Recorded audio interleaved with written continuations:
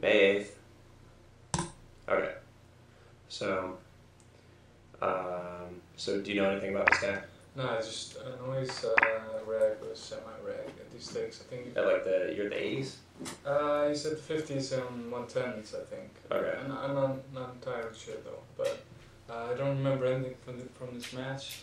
It was just one of those matches I played, and okay. I didn't really feel like I played. So so considering the fact he's a 50 reg, yeah, he's probably not going to be like on the higher level of like thinking for regs at all. No. But we can assume that he's paying attention. We can assume like a few things about him being a reg, like that he's a thinking player, but like at the higher levels, there's going to be some differences. So like, we're not going to treat him like some huge fish where we just like do anything we want with him, but we're not going to assume we can get away with so much just because he's a thinking player either, because that requires a lot of thought, and we can't assume that about him until we see it. So your approach is just going to go in and play just standard, like readless approach. Just don't overthink his thought process too much.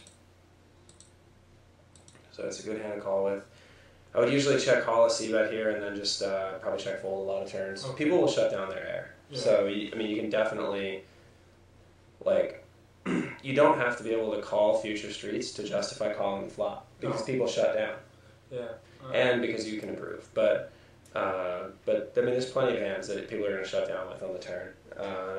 You know, it's not standard at all to c-bet your air here and just bluff. So, you know, even calling with 10-6 suited or something would be fine. Okay. It's kind of a scary flop though, right? It looks terrible. Yeah, it looks bad.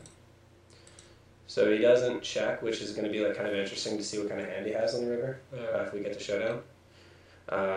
You wouldn't lead out, or probably just. I think I'd probably lead just because I think it's unlikely he checks back an ace. So the chance of you having the best hand is pretty good. He might call with a diamond or a 10 or something like that. I would probably lead and check a lot of rivers and give up on rivers, reevaluate kind of. Because otherwise you're just giving free equity a ton of stuff. Pretty much.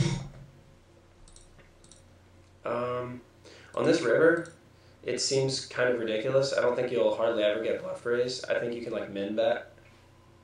Yeah. And I think he'll call with like king high and queen high. River. Yeah, and like 5-6 and stuff like that. A min bet would be okay. It's exploitable because all he has to do is raise it, and you have to fold. But most people don't do that. And if he does raise it, like, I wouldn't read too much into it. I would just pay attention to the frequency of it. Like, if you end up doing stuff like that and he's raising it all the time, then it's a pretty good chance he's bluffing you. But it does your value bet, like, you know, it's if you check, you kind of have to check fold.